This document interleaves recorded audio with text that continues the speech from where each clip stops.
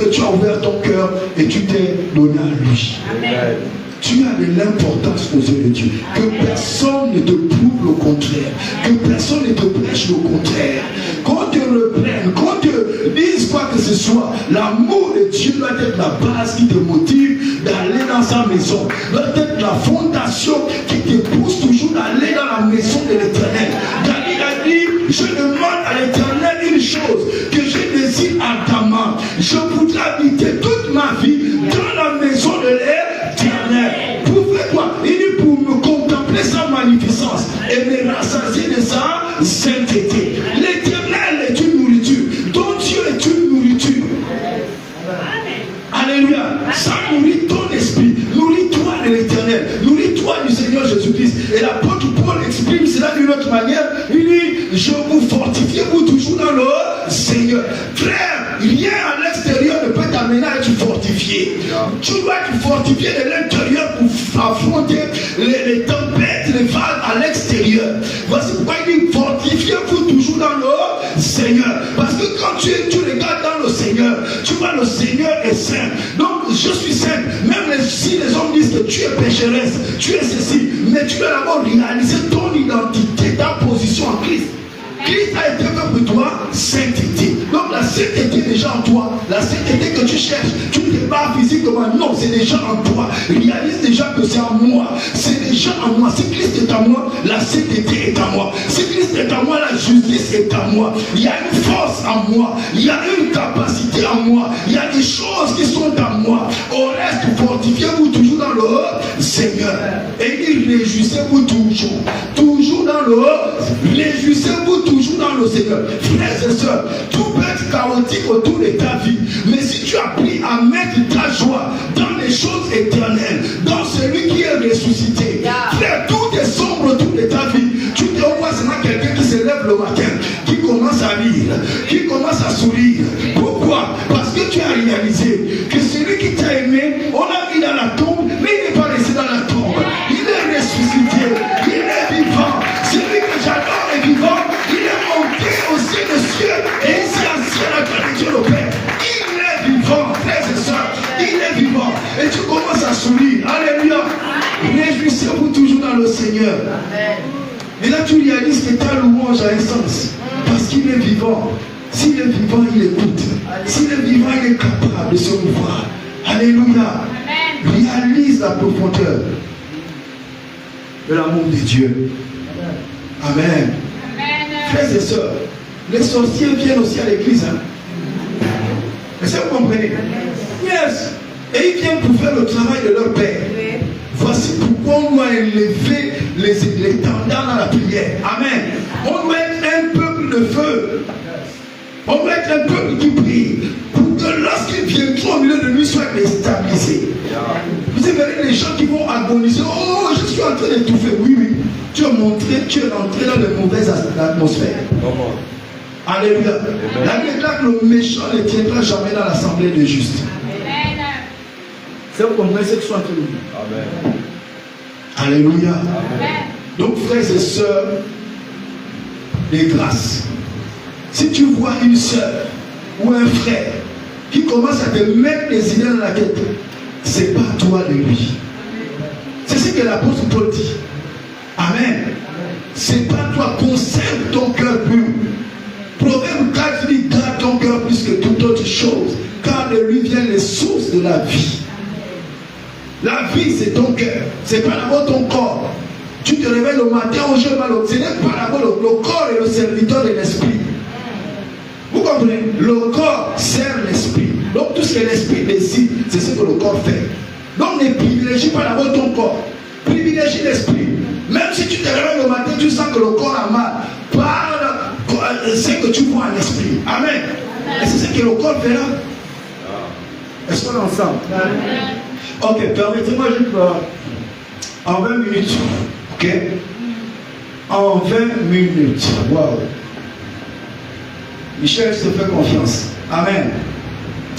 L'apôtre Paul dit ceci, si donc quelqu'un se conserve pur en s'abstenant de ces choses, il sera un vase d'honneur, sanctifié, utile à son maître, propre à toute bonne œuvre.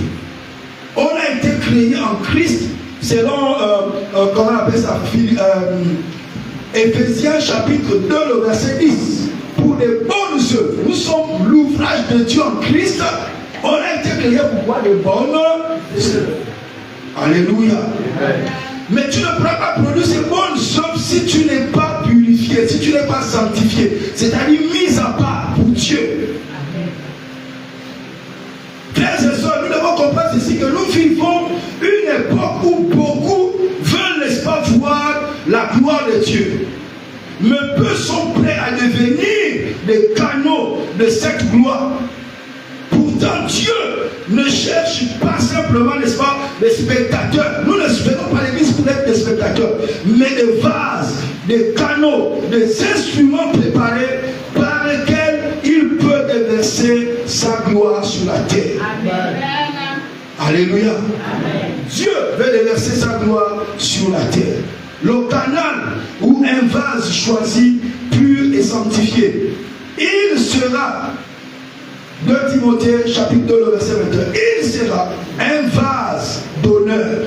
Le but de Dieu, c'est que nous parvenons à être un vase d'honneur. Quitter le vase de déshonneur pour être un vase d'honneur. On utilise à des occasions assez solennelles. Amen, amen. Des occasions particulières. Alléluia. Tu dois être cette personne-là. Tu dois être le palais royal. Tu dois même, toi-même, lorsque tu te lèves, confesse que je suis mis à part pour Dieu. Mon corps est mis à part pour Dieu. Je suis un temple de Dieu. Je suis un palace du roi des rois. Amen.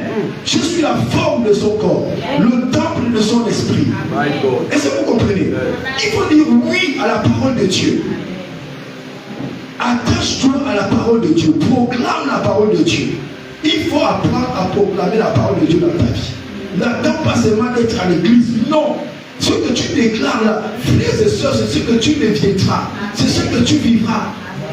Parce que la Bible déclare dans Proverbe 18, 21, la vie et la mort sont au pouvoir de la langue. Ce que tu déclares sur ta vie, ce n'est pas parce que tu es aujourd'hui en Matiti que demain tu ne seras pas au palais. Est-ce que vous comprenez? On a les exemples maintenant. C'est lui qu'on a insulté hier, c'est lui qui était là, mais c'est lui qui est maintenant au palais. Frère, est-ce que vous comprenez ce que j'ai dit? Amen. C'était quoi l'esprit? Il a commencé à bâtir l'esprit. C'est frère, lorsque tu bâtis à l'intérieur, personne ne voit. Est-ce que vous comprenez? Mais à un moment donné, au temps favorable, ce qui est à l'intérieur finira par se manifester. Amen. Obligatoirement.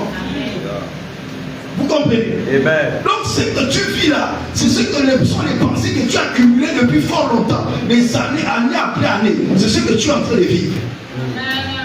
Vous comprenez? Donc tu peux changer cela. Et c'est maintenant, aujourd'hui, que tu dois changer cela. N'attends pas demain. Amen. Amen. Change ta manière de parler. Ok. Donc, tu dois comprendre que pour être un canal, tu dois être le choix divin. C'est Dieu qui choisit que tu sois un canal. Amen, amen. Dieu choisit les vases. Mais il ne remplit pas n'importe quel récipient. Ok? Dieu choisit les vases. Il nous appelle. On va évangéliser. On accepte Christ.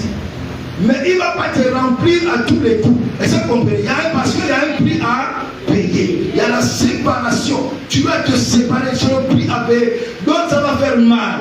D'autres, ça va te donner des cauchemars. Mais je te dis, Dieu va te reconstruire. Dieu va te restaurer. Et Dieu va te donner le meilleur.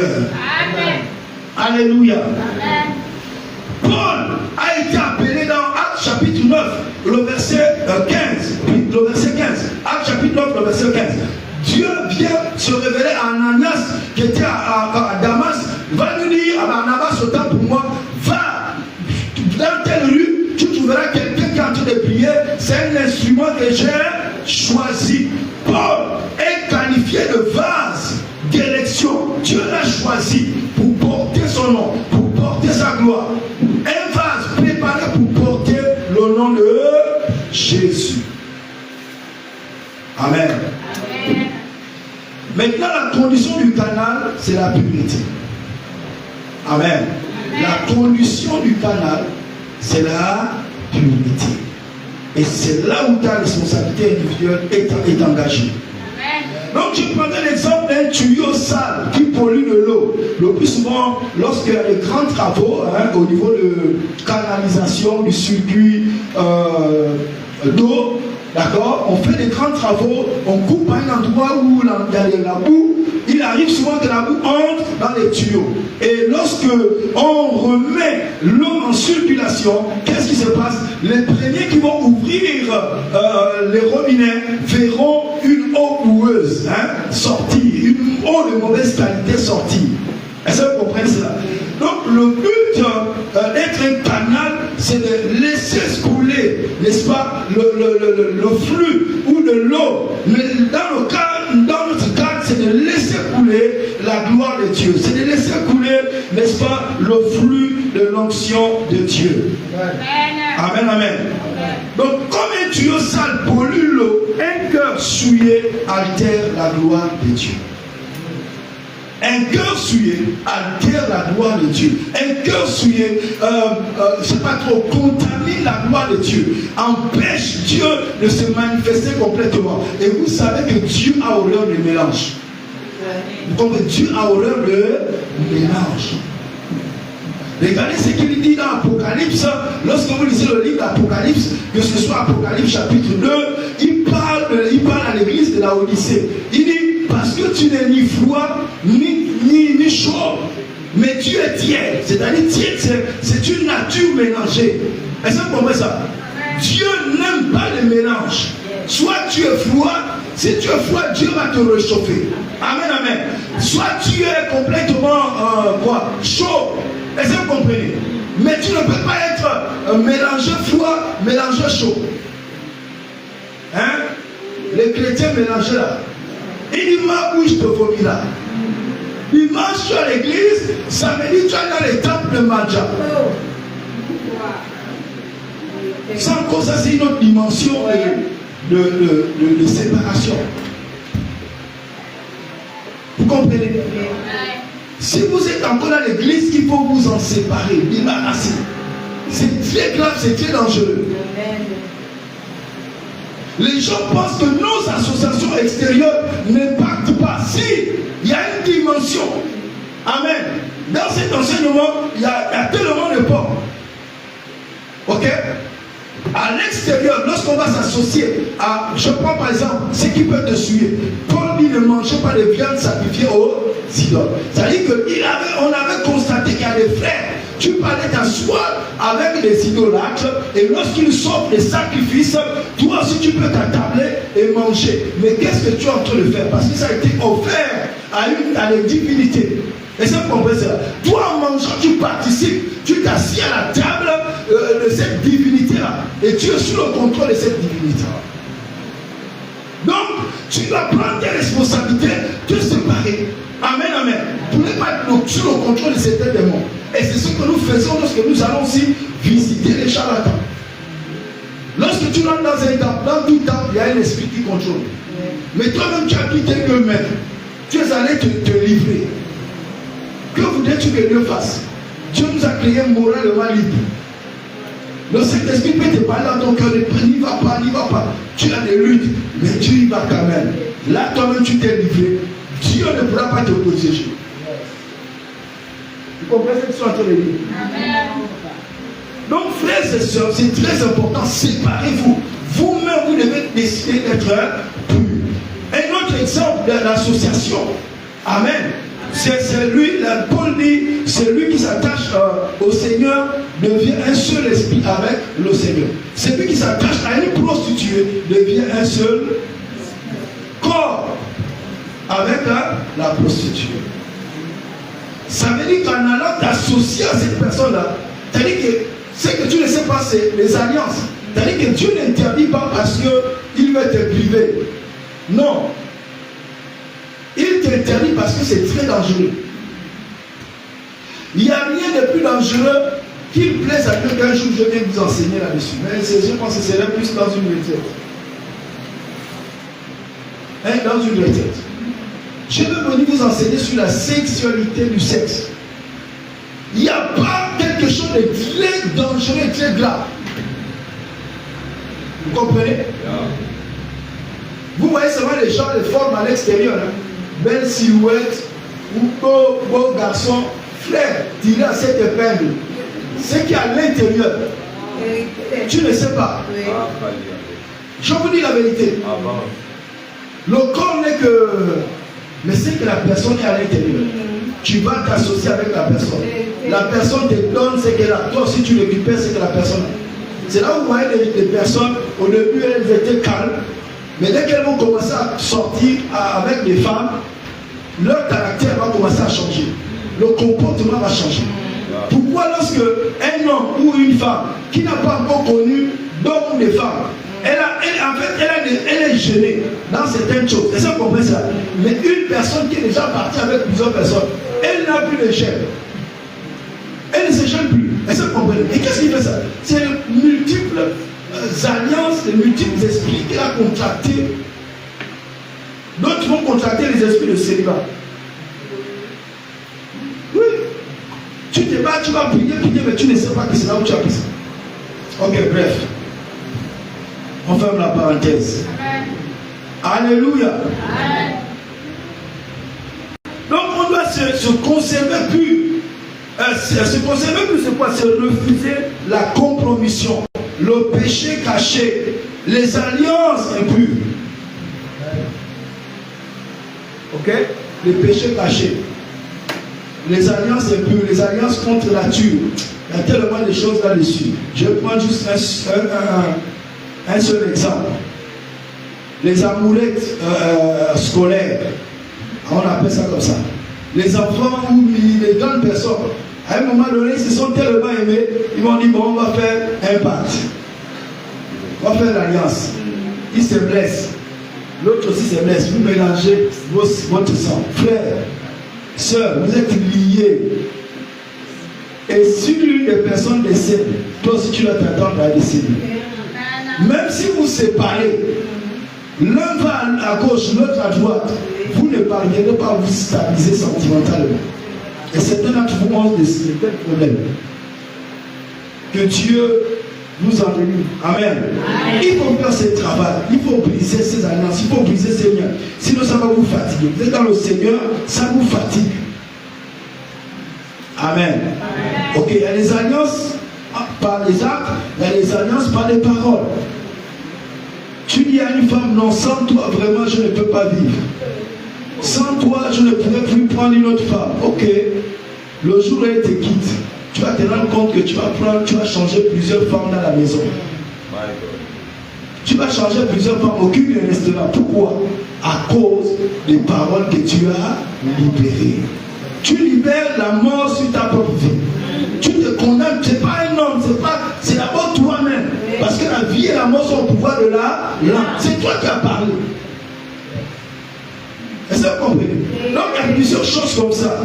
Ok, on passe. Dites on passe. Donc la sanctification, il faut avoir la sanctification comme style de vie. Amen. La sanctification comme style de vie. Je veux que l'on lise ensemble dans Matthieu chapitre 6, le verset 24. Matthieu 6, 24. C'est bon, on peut partir. Quelqu'un a trouvé? Matthieu chapitre 6, le verset 24. Allons-y rapidement. Nul ne peut servir deux maîtres. Nul ne peut servir deux maîtres. Car où il haïra l'un. Car où il haïra l'un. Et aimera l'autre. Et aimera l'autre. Où il s'attachera à l'un. Où il s'attachera à l'un. Et méprisera l'autre. Et méprisera l'autre. Vous ne pouvez servir Dieu et maman. Vous ne pouvez servir Dieu et maman. D'accord? Il y a que, en fait, deux types de divinités que Jésus ou que Dieu reconnaît. Il y a Dieu et maman. Amen. Alléluia. Amen. Quelqu'un il est sur maman? Hein? L'argent. Amen. Dites l'argent est une bonne chose. L'argent est une bonne chose. Dites l'argent est un bon serviteur. L'argent est un bon serviteur. Mais un mauvais maître. L'argent ne doit pas devenir ton maître. L'argent doit être ton serviteur. Amen. Dites Amen. C'est bon? L'argent devient ton serviteur quand? Je vous donne une image. Quand toi tu cours derrière l'argent. Est-ce que vous comprenez ce que je veux dire? Quand tu cours derrière l'argent. Est-ce que je dis ici qu'il ne faut pas chercher l'argent? C'est pas ça. Parce que si tu cours derrière l'argent, tu ne rattraperas jamais l'argent. Vous comprenez? L'argent va toujours avoir une allonge devant toi. Et tu vas toujours passer tout ton temps à courir. Maintenant, l'inverse. Dans le Seigneur, c'est quoi?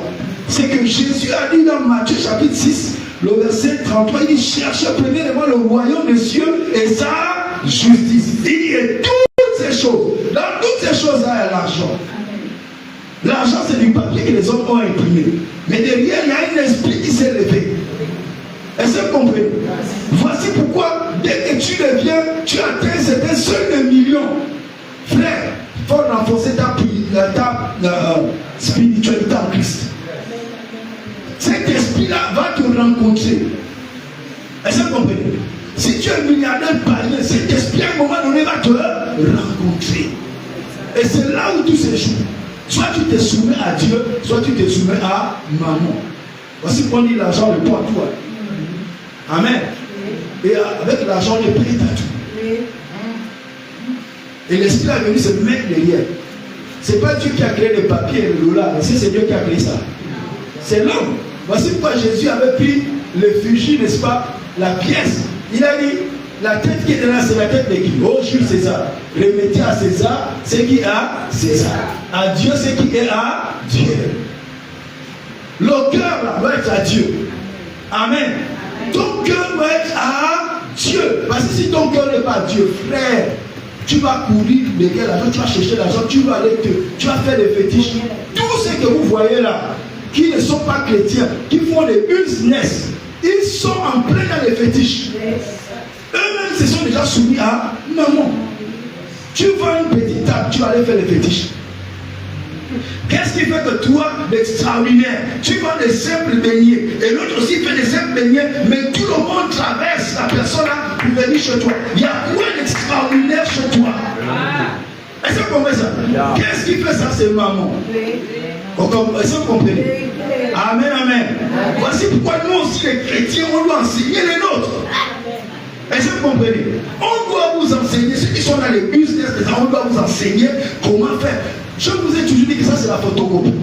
Vous pouvez faire 100 fois plus que ceux qui sont en train de faire. Amen. Est-ce que vous comprenez? Mais il faut qu'on vous enseigne et que vous soyez dans le droit chemin. Ton cœur d'abord à Dieu. Or la Bible déclare que la cupidité, si la cupidité gagne ton cœur, la cupidité est une idolâtrie. Parmi les choses que Dieu est, la cupidité. Tu deviens cupide. Dans le royaume des cieux, on cherche l'argent pour son prochain. Oh. Vous avez compris? Il faut comprendre les principes du royaume. Dans le monde, on cherche l'argent pour moi-même, pour satisfaire d'abord mes besoins. Ce n'est pas ça la mentalité du royaume de Dieu. La Bible déclare que c'est Paul qui dit que celui qui volait ne vole plus, mais qu'il travaille, qu'il ait de quoi pour subvenir aux besoins de son prochain. Est-ce que vous comprenez? En fait, plus tu penses à ton prochain, plus Dieu te donne. Plus l'argent passera par toi. Plus tu penses, n'est-ce pas, à son temple, tu penses aux veuves, à l'orphelin, à toutes ces personnes, l'argent passera toujours par toi. L'argent ne manquera pas. Voici la mentalité du royaume. Mais si tu dis non, je veux d'abord l'argent pour moi-même, je veux faire ceci, je veux faire cela, frère, tu vas courir derrière l'argent. Si tu ne fais pas attention, tu vas te réveiller, tu es déjà avec maman dans le camp de maman. Ok? Ça c'est tout un enseignement. Alléluia. Donc sachez qu'on connaît les lois du royaume. Un dernier exemple, juste pour vous montrer que même à l'église, on peut être atteint, affecté. Et cette histoire s'est passée ici au Gabon, dans les années avant 90, dans les années 86, 85. Cette histoire authentique s'est passée ici au Gabon. Une sœur en Christ qui était dans l'intercession, dans l'une des églises, voilà, qui existait avant, qui existe toujours. Amen. Alors cette sœur-là vendait à côté d'une païenne. La sœur constatait que la païenne, lorsqu'elle a amené sa marchandise, elle écoulait très vite sa marchandise. Et à un moment donné, elle s'est rapprochée de cette dame-là. Poser la question, attends, comment tu fais pour que ta marchandise s'écoule vite? Elle a d'abord donné les raisons, machin, mais la sœur sentait que ce n'était pas ça. Elle a insisté. Elle a dit à la sœur, ah, tu veux réellement connaître? Ok, il n'y a pas de souci. Elle dit, bon, on se retrouvera à 0h au bord d'une rivière. Elle a dit à la sœur, tu achètes un certain type de bougies. Ok, de couleur bleue, rouge. Elle a acheté. Et elles sont parties à 0h au bord d'une rivière. Et là, qu'est-ce que la dame prendra? Cette dame païenne va allumer les bougies et elle va les jeter à la surface de l'eau. Et les bougies flottaient debout, allumées. Et subitement, il y a une porte qui s'est présentée. Vous pensez que ces choses-là, on rigole? C'est réel. Une porte s'est présentée. La dame là a cogné. Et il y a un esprit qui est venu ouvrir la porte. Et la dame est entrée. La sœur aussi est rentrée. Dès que la sœur en Christ est rentrée, l'esprit a refermé la porte. Et là, c'est là où l'esprit a identifié maintenant la sœur en Christ, qui était en crise maintenant. Alléluia. Là, elle n'était plus sœur en Christ, elle était maintenant sœur en crise. Frère, l'esprit s'est écrié. Quoi? Donc un jour tu devais arriver ici. Ça c'est l'esprit qui dit à la sœur en crise. En crise. Elle dit, tu ne repartiras plus. Tu ne ressortiras plus de ces lieux. Et il dit à la dame qui avait amené la sœur en crise, il dira que à compter d'aujourd'hui, lorsque tu repartiras, ta marchandise va, en fait, le chiffre d'affaires va exploser. Et l'esprit a mené la sœur en crise, ouvert toute une porte. Il a ouvert une porte, il a monté une chambre. Et là, dans cette chambre-là, il y avait des esprits qui avaient des pieds cassés, des ailes. Et l'esprit lui a dit, tu as vu, ce sont tes prières, vos prières que vous êtes en train de faire à l'intercession. Est-ce que vous comprenez? Lorsque vous priez au nom de Jésus, de votre maître, parce que là-bas, on ne prononce pas le nom de Jésus. Et c'est comme ça que la sœur en Christ portait disparu. On l'a cherché jusqu'aujourd'hui, portée disparu. Donc, elle-même, elle est partie avec ses deux pieds. Vous voulez que Dieu fasse quoi? Hein? Avec ses deux pieds, elle est rentrée. Elle va dire la porte qui s'ouvre. Elle est à partir d'un moment même de reculer. Non. Elle a eu le courage d'entrer. Et jusqu'aujourd'hui, qu'est-ce qu'elle subit là-bas? Avec tout son corps, elle a disparu. Et maintenant, la dame, comment on découvre cela? La dame, lorsqu'elle revient, elle était choquée. Ça lui travaillait maintenant. Ce n'était pas tant le chiffre d'affaires, ça avait explosé, mais ce n'était pas ça. Ce qui a attiré son attention, les esprits que l'autre démon était parti montrer. Parce que tes prières ont de l'effet. Tes prières massacrent les choses dans le monde spirituel. Tes prières bougent. Ça renverse les démons. Vous ne savez pas les catastrophes que vous créez. Donc elle était choquée, dit non. Si le nom de Jésus que cette femme a prié a pu causer des dégâts, je veux connaître. Amen. Je veux connaître ce Dieu. Et c'est comme ça que quelques temps après, elle est allée se confier au pasteur de cette sœur. Vous dites que ah voilà, telle personne qui s'est perdue, voilà ce qui s'est passé, voilà ce qui s'est passé. Et on a suivi la sœur, elle a rendu témoignage peut-être 10 ans après. Oui! 10 ans après, elle a rendu témoignage. Et c'est comme ça qu'on a su. Frères et sœurs, quelquefois, les gens ont disparu. C'est toi-même. Est-ce que vous comprenez? Donc, s'il vous plaît, sanctifiez-vous. Amen. Amen. Ne prenez pas de raccourcis. Dieu est bon. L'or et l'argent appartiennent à Dieu. Amen. Amen. Soyez fermes. Séparez-vous. Les mauvaises personnes qui vont nous amener dans des circuits compliqués. Amen, amen. Donc, frères et sœurs, c'est très important.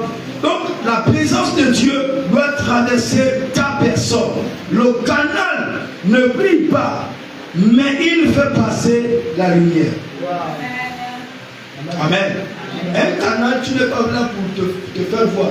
Au match du non. Si tu es canal, tu as un rôle. Faire passer le flux. Amen, amen. Ce n'est pas pour qu'on te voie.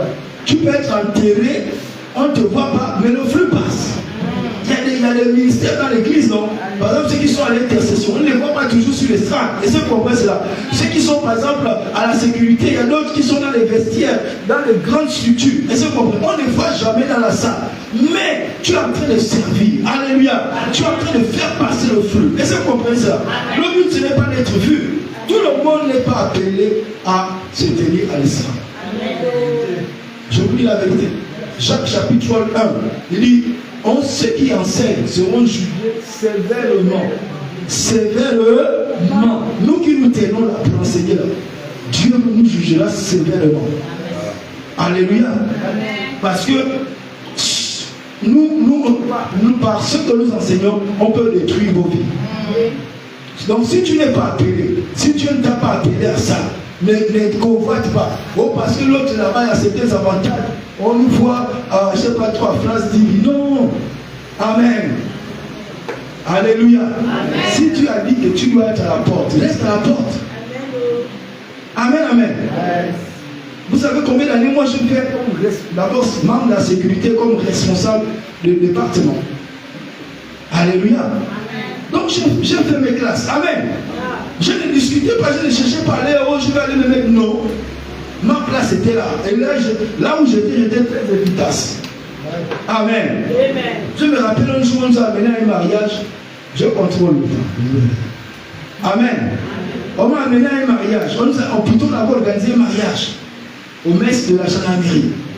Alors, il se trouve que le monsieur qui s'est marié, il y avait une dame qui était venue s'aligner dans les rangs, qui était, je ne sais pas trop s'il avait promis aussi le mariage à cette dame. Je vous dis, maîtriser de telles personnes, ce n'est pas facile. Si l'esprit n'est pas avec toi. Donc, elle était dans les rangs, elle s'approchait pour aller faire le scandale. Déjà dans les rangs, elle commençait à vociférer. Elle avait déjà vu son verre. Mais il fallait anticiper l'extrême de l'arranger pour l'amener à l'extérieur. Amen. Sans scandale. Frère. Donc, partout où tu es, tu dois te rassurer que Dieu est avec toi. Ne néglige pas ce que tu fais dans la maison. Il faut faire quelque chose dans la maison de Dieu. Je t'en supplie. Même si tu passes une fois par semaine, même essuyer, balayer, fais quelque chose. Fais quelque chose.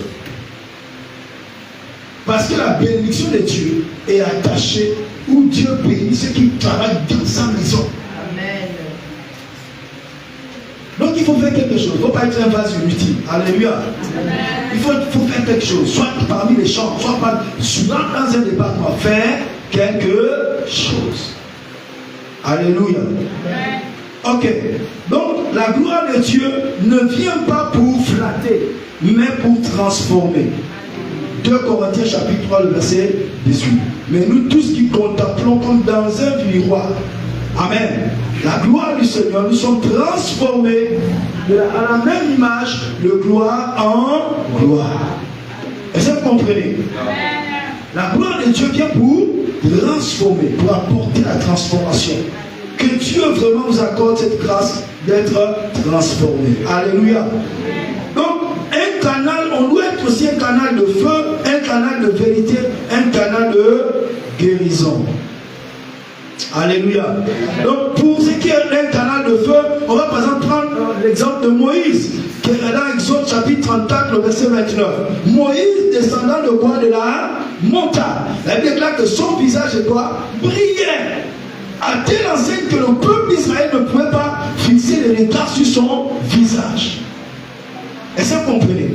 Donc ici, nous sommes appelés à porter la gloire de Dieu à une dimension très élevée. Il y a une femme aussi qui a été un canal de ce qu'on appelle l'incarnation divine. Dites l'incarnation divine. C'est Marie, dans Luc chapitre 1, le verset 39. Amen. Elle a accepté d'être la servante du Seigneur et de porter dans son sein le Messie. Frère, il y a certaines choses qu'on doit accepter. La parole de Dieu, écoutez, l'enfant Marie, Jésus n'est pas venu de manière physique comme d'abord. C'est par une parole. Amen. Or, dans la parole de Dieu, il y a tous les ingrédients qui se trouvent dans la parole de Dieu. Amen. La parole de Dieu que tu écoutes, lorsque tu la gardes dans ton cœur, lorsque tu la penses dans ton cœur, tu acceptes de la repasser dans ton cœur, tu l'enracines dans ton cœur, elle produira du fruit. Et dans cette parole, il y a déjà tout ce que tu as déclaré pour t'amener là où Dieu voudrait te voir.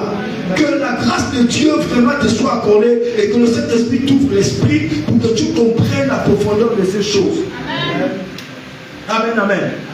Nous portons actuellement des grossesses. Chaque fois que tu écoutes la parole de Dieu, c'est comme une grossesse que tu portes. Mais ça ne doit pas rester à l'intérieur de toi. Amen. Ça prendra le temps de maturation, ça prendra le temps de venir, de prendre, n'est-ce pas, la place qu'il faut, et à un moment donné, ça va sortir. De la même manière, l'enfant fait 9 mois dans le sein de sa mère. Ce que tu as reçu de Dieu là, si tu gardes cela, tu repasses cela, tu repenses cela dans ton esprit, tu enracines, à un moment donné, ça va se manifester à l'extérieur. Alléluia. Donc la parole de Dieu doit s'incarner en nous. On doit être un canal de feu comme Élie sur le mont Carmel, n'est-ce pas? Élie était monté dans 1 roi 18. Le verset 36 à 39, où il va confronter quoi, les prophètes de Baal. Amen, amen.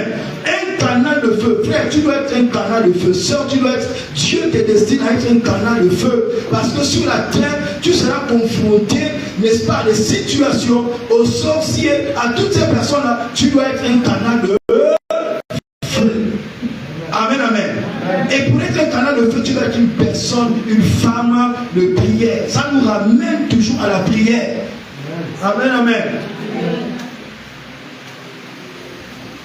Un canal aussi bien sûr de guérison, comme Pierre dans Actes chapitre 5, le verset 15. Pierre, on lui dit, son nom guérissait les malades. Combien d'entre nous aspirent à voir son nom guérir les malades? Hein? Combien? Il faut aspirer à ça. Si tu n'enracines pas cette parole dans ton cœur, tu ne pourras pas vivre. Parce qu'à un moment donné, il faut la mettre dans ton cœur et la laisser grandir, l'arroser, proclamer cela tous les jours. Donc elle est en train de grandir à un moment donné, tu passeras là, sans savoir, ton nom touche quelqu'un, la personne tombe. Ou la personne était malade, la personne est guérie. Vous pensez ça vient en l'air comme ça? Non! Alléluia! Amen. Donc c'était le cas de Pierre. Amen. Nous sommes un canal de guérison. Alléluia. Ok, permettez-moi juste de toucher le dernier point. J'aurais aimé toucher les exigences de la gloire. Les exigences de la gloire. Frère, la gloire exige. La gloire n'est pas légère. Lorsqu'on parle du mot gloire, c'est le mot kavod. Le mot kavod signifie gloire. Gloire. Si tu n'es pas l'instrument ou le vase qu'il faut, la gloire, lorsqu'elle vient, elle va t'écraser. Ça, comprenez? Elle va te raser. Donc, et tu vas te fusionner. Voici pourquoi Jésus a dit on ne met pas du vin nouveau dans des vieilles outres. Si toi tu es une vieille outre, une vieille nature, lorsque la gloire de Dieu descend dans ta vie, la présence de Dieu descend, le Saint-Esprit descend dans ta vie, le Saint-Esprit va venir te nuire au lieu de te faire du bien. Vous comprenez? Parce que lui, il s'appelle le Saint-Esprit. Il est saint. Lui, le Saint-Esprit ne négocie pas. Lui, il est saint. Amen, amen. C'est Jésus qui est venu verser son sang pour nous. Mais pas le Saint-Esprit. Vous comprenez? Si le Saint-Esprit vient, il se présente par sa nature déjà. Si tu es dans le péché, ça déclenche, c'est-à-dire un jugement. Est-ce que vous comprenez? Voici pourquoi on parle du Saint-Esprit. Et pour se rassurer, pourquoi il tire avec nous? C'est à cause du sacrifice de Jésus. C'est à cause du sang de Jésus qui a coulé. Parce que partout où le sang coule, l'Esprit aussi vient. Amen, amen. Donc si tu prends quand tu saisis l'importance du sang de Jésus qui a coulé sur la croix, le Saint-Esprit sera toujours sur ta vie. Alléluia. Amen. Donc il y a un poids.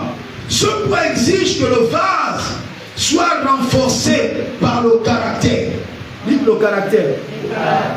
Ton vase doit être renforcé par le caractère.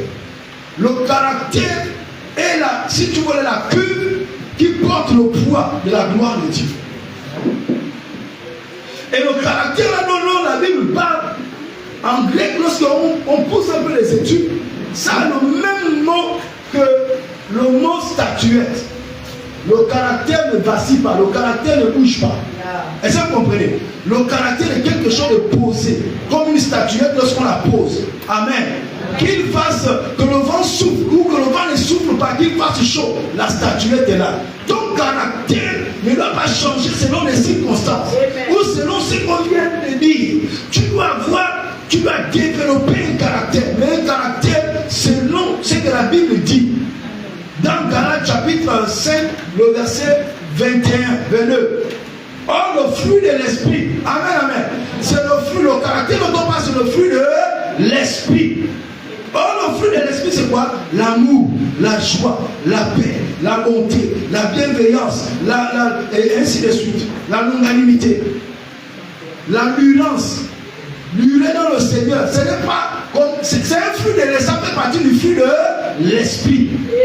Vous comprenez ça? Yes. Tout ça, c'est en nous. Mais on ne laisse pas au Saint-Esprit l'opportunité de développer cela.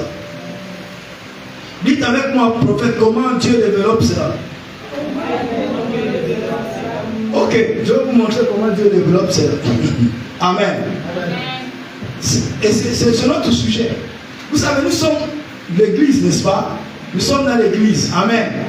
Dites Amen. Amen. Ok. Si tu as vu que dans ton caractère,